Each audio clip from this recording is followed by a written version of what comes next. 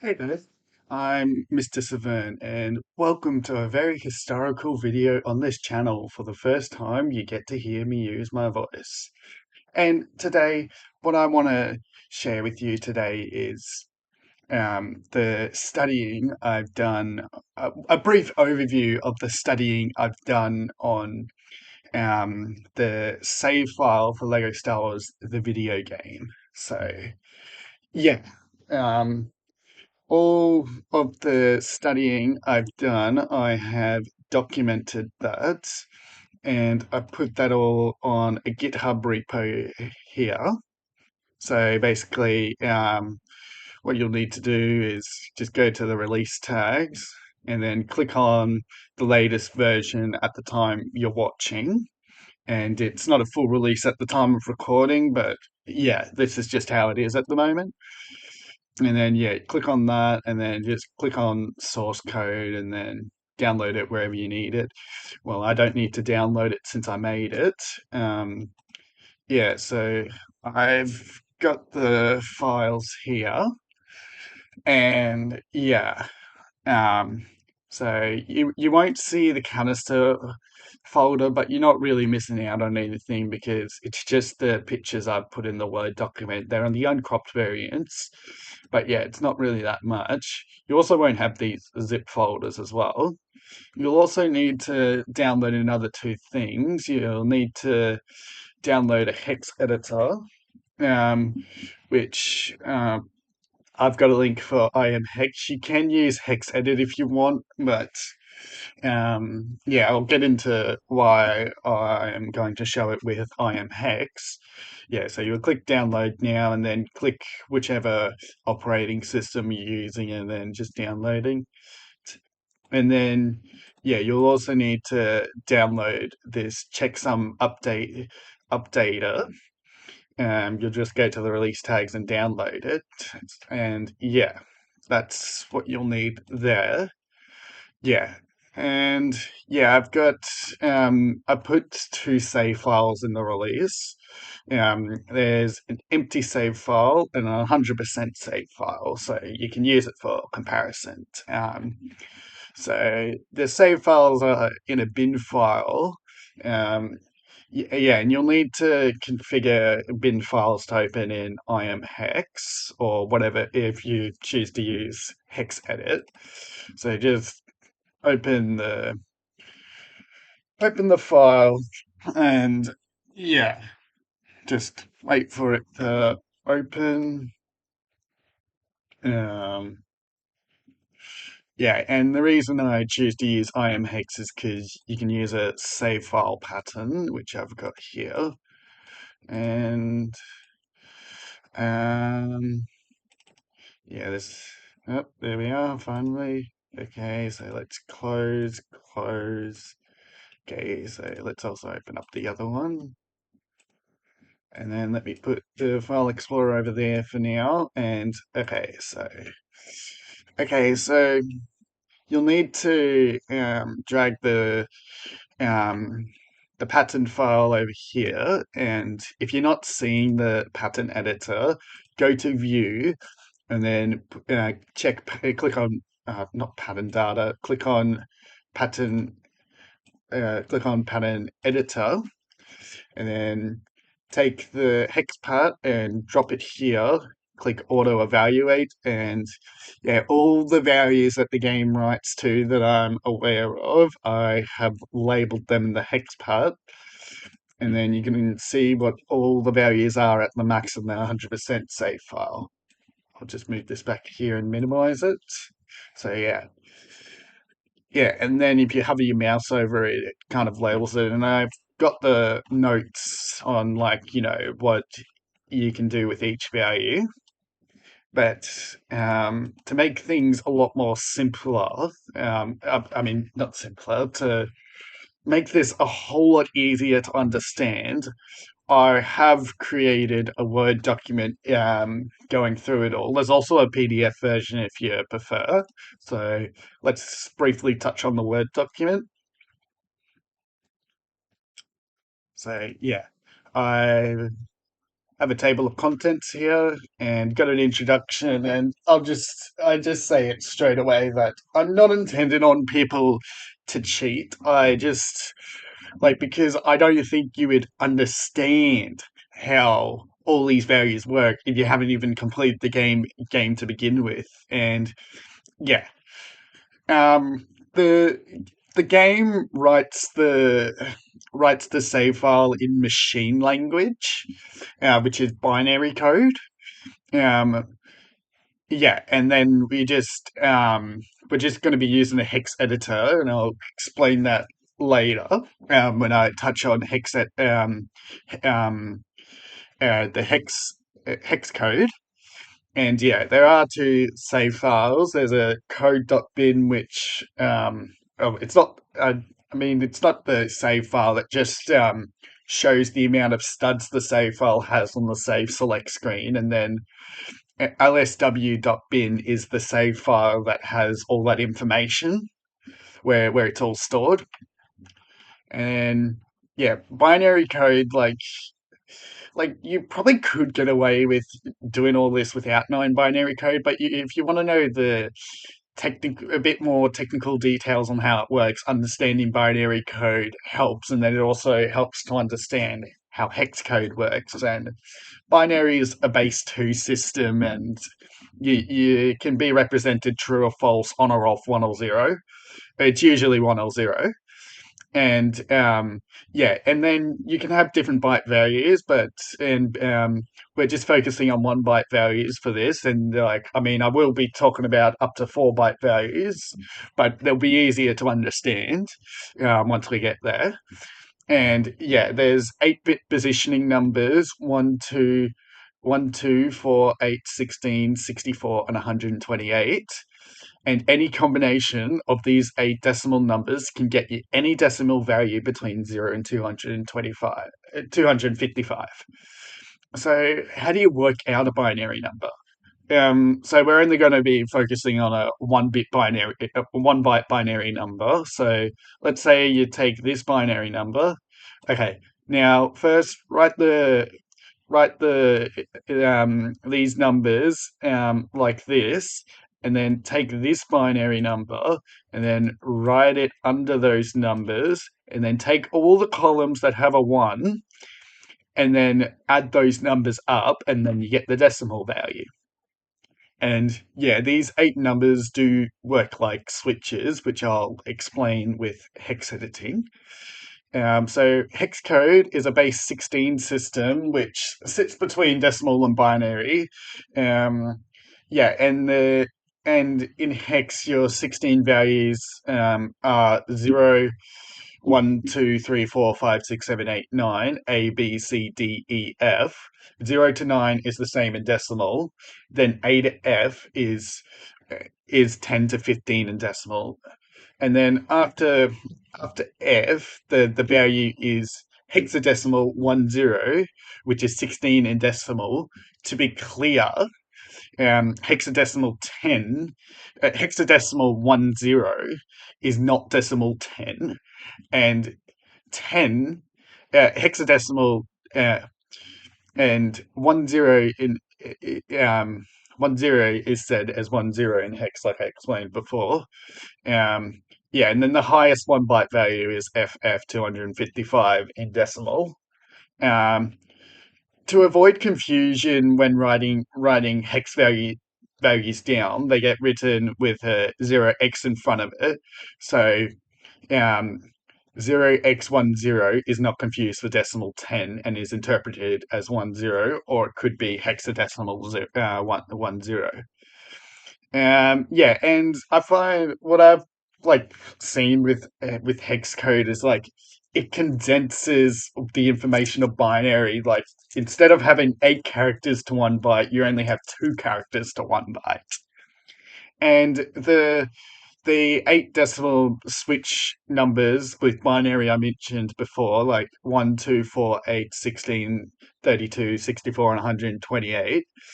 in hexadecimal, these numbers are hexadecimal 1, hexadecimal 2, hexadecimal 4, hexadecimal 8, hexadecimal 10, hexadecimal 20, hexadecimal 40, and hexadecimal 80. And like binary, you can make any combination between 0 and 100, 0 and 220, 255 in decimal. And editing, so with addresses, what that means is like it tell yeah, it basically tells you where to put a hex value. Um, and the way it works is by columns and rows. So they range the columns range from hexadecimal 00 to hexadecimal 0f, and the rows and and they go up by hexadecimal 1. The rows start at hexadecimal 0 and go up um, by hexadecimal 10 for how many rows required. And how do you the way you determine a memory address is um, if it's in row hexadecimal 1A0 and the column is hexadecimal 05, the memory address is hexadecimal 1A5. And to put that in perspective on the file, that so 1A and then 5. So this is hexadecimal address 1A5. Yeah. And then so the way it works with the values is, say you have a key unlocked at that memory address. You have a key value unlocked is hexadecimal 20 at hexadecimal address 1A5. That means if hexadecimal value 20 is present in memory address hexadecimal 1A5, then the key is unlocked. But if it's 0, then the key is not unlocked. And the way it works with multiple values is that um, if, say, you've got these values for these unlocked key items, basically, if hexadecimal address 01A5 is equal to hexadecimal 10, it means that only the red key is unlocked and the green and yellow key are locked. If the value is hexadecimal 60, which is hexadecimal 22, let me start that again. If the value is hexadecimal 60, which is hexadecimal 20 plus hexadecimal 40, it means the green key and yellow keys are unlocked, but the red key is locked. If the value is hexadecimal 70, which contains hexadecimal 10, hexadecimal 10, hexadecimal 20, hexadecimal 40, meaning all values are present, then all keys are unlocked. Okay, now save file values. The checksum is stored across a 4-byte value from this address, which is labeled right here. And I'll have this one for a better perspective. So yeah, all the values add up to that 4-byte value chunk, and if, say, something isn't added, if it does not add up to that, then the load will be corrupted. And yeah, this is the other GitHub program from Polly the Pancake, which is the checksum updater. So you just drag the save file onto there, which I'll show you later. And then all the game configuration settings, which that stuff is mainly up here. And yeah, so you can just go through these as you want, but most of these are changeable in the game anyways, at any point. And then stud value, which is important. yeah, like I explain how you put it in, you kind of got to reverse it, which I'll show you later when I add a million studs to a save file. So yeah, you've got all this. Um, yeah, and then yeah, you've got your level status. So like this is for each level, like so this is just telling you what the values are, and then how to well like what you put in for values, and then you want to find a specific level, then scroll down further, but find the desired level, and then put in the value that you like. And then in-game hints, which I'll talk about later when I demonstrate free play. Um, yeah, the game stores it from 4 byte value, which is is on here, and yeah, has all these all yeah. So I've listed the hint that will display its value and the address that every hint in that address that displays and what each value is for each respective hint.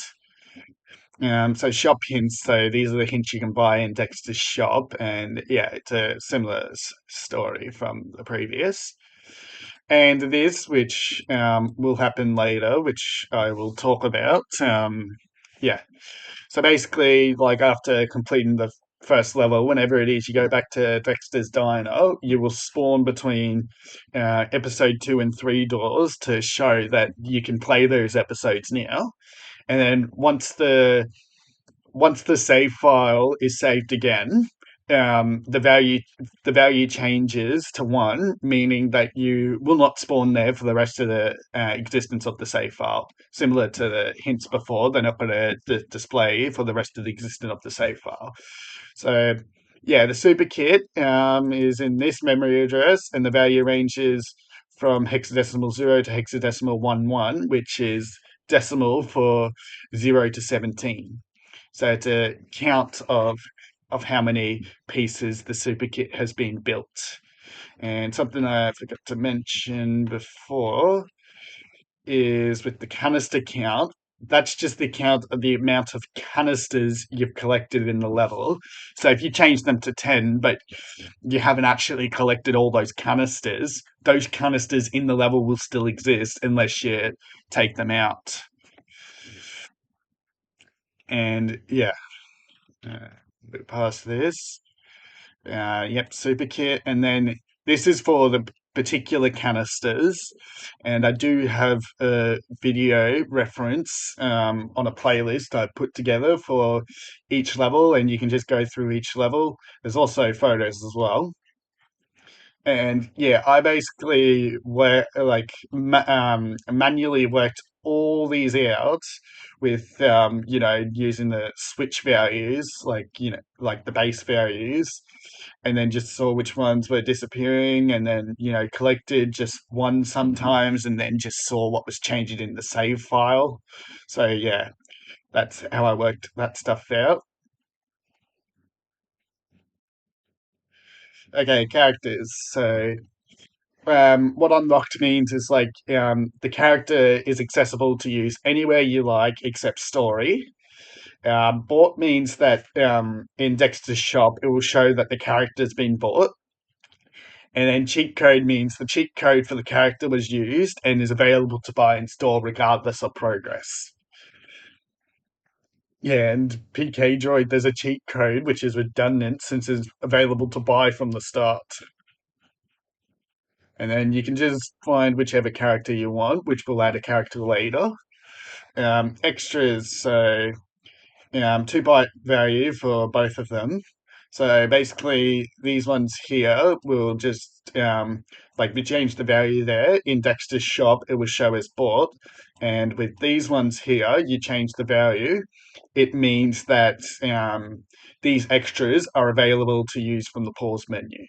So yeah, let me scroll back all the way to the start, and now we are going to create a save file in the quickest way possible. I'll open Steam, grab my Xbox controller that fits perfectly under my monitor, and I use Steam to launch the game because launching the game normally, like with my new Xbox controller, I can't even use it at all. But when I first had the game with a wired Xbox 360 controller, it was working, but the button mappings weren't correct. So I use Steam to correct the button mappings.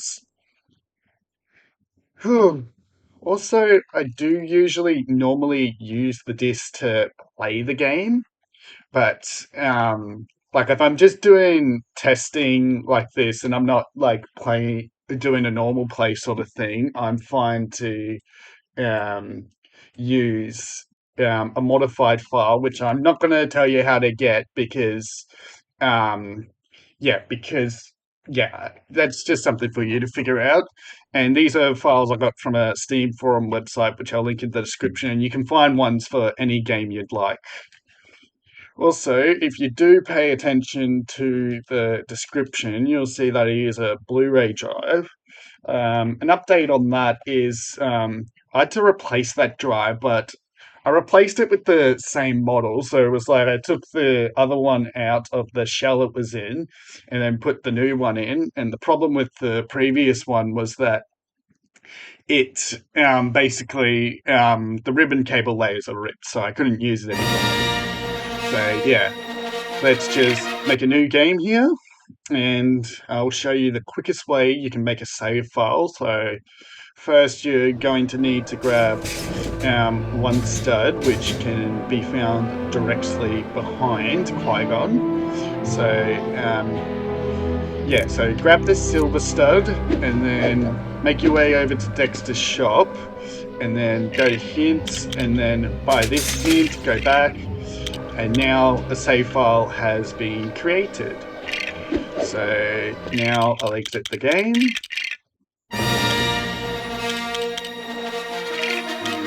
Exit. So let's go to File Explorer. Okay, let's go here. So something I'll mention quickly is sometimes the game can white screen. This is the configuration file, so if that happens, you're just going to simply need to delete this file. So okay, so the save file is stored in the root directory of the game. So and then it labels from LSW underscore 0 to 5 it's 6 save files. And then this will display the amount of studs on the save file. And then this is the save file where everything is. So has it opened? Yes, it has opened. Let me grab the save file, Pat, and then put that in there. And we don't need these two for the rest of the video. So, okay. So, yeah, this value was changed when the hint was bought. So I'm just going to get rid of that. And because I've changed the value here, I've taken out hexadecimal 20, I'll need to take out hexadecimal 20 here, which you can do that. So save the game, save the file. And one thing I do like is that it shows in red that a value has been changed, which makes it easier to figure out where I need to change the checksum. I think Hex Edit does do that. Just one thing with Hex Edit is I don't think you can put a pattern file in there, to my knowledge. And I also kind of like how they split it. ImHex splits it here because it's easier to determine which row it is in, like and to make it easier to know where the checksum needs to be changed. So next thing, let's add a character. So I will add in Mace Windu episode 3.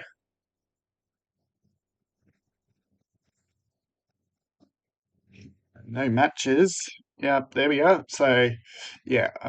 Okay, so the memory address is hexadecimal 1E2. Let's find that. So 1E2, so that's here. And then his value is hexadecimal 8. So let's put in 8. So yeah, you can use Windows Calculator for some simple calculations. Since I've added in hexadecimal 8 here, I'm going to need to add that to hexadecimal 8 down there. Oops. So hexadecimal 8 plus hexadecimal 8. Uh, hexadecimal 8 plus hexadecimal 8 equals 10. So I need to change this to 10. And then I'll click on Control S to save the file. I'll make free play available in this level, so I'll need to change this to hexadecimal 7, and I will close that. So this makes free play available in the first level,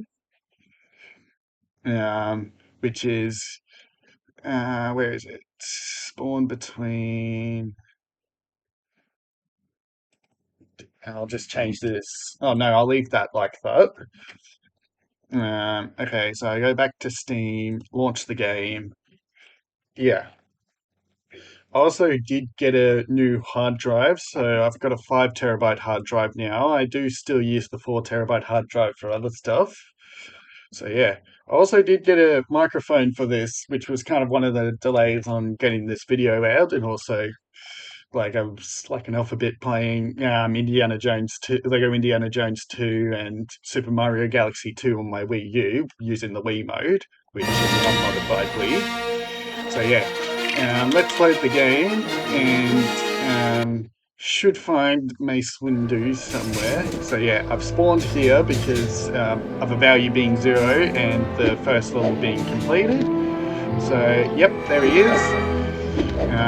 Yeah, so I've unlocked this character, and I've also unlocked the fact that I can go into free play in this level. So, yeah, just start this level.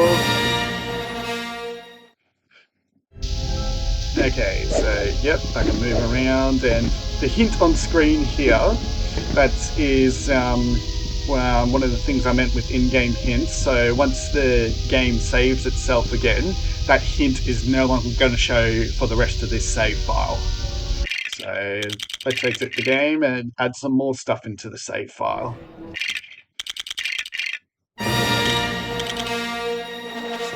exit to Windows, exit to Windows. Okay, let's open this. Okay, so let's add invincibility, which is here, which the value is 0, 1, which I do have a good memory of that because of how I used that for my story videos. I basically did that so I would have invincibility. So address is 0x hexadecimal 200, and then the value is 1. So we got that here. Okay, so let's add in C3PO. So C3PO.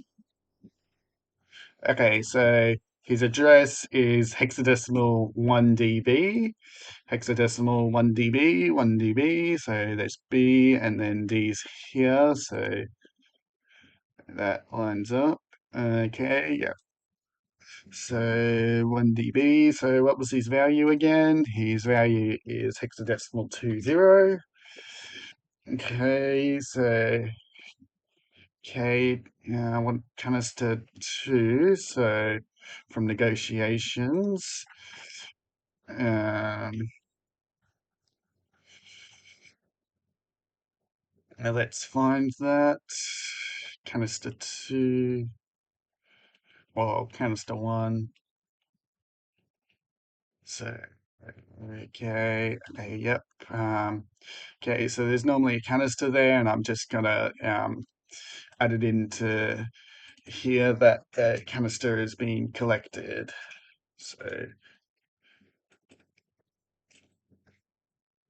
okay, so I've added that in. There are some values that I don't know what they are. So like this, I've just labeled as unknown 3 because I tried my best to figure it out, but I could not figure it out. Okay.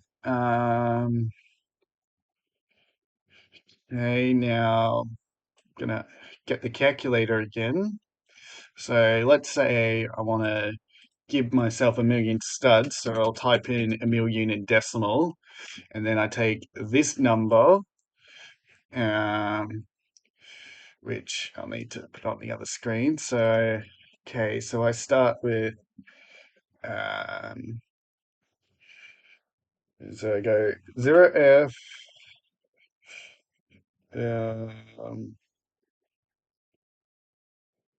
4240. No, that doesn't seem right.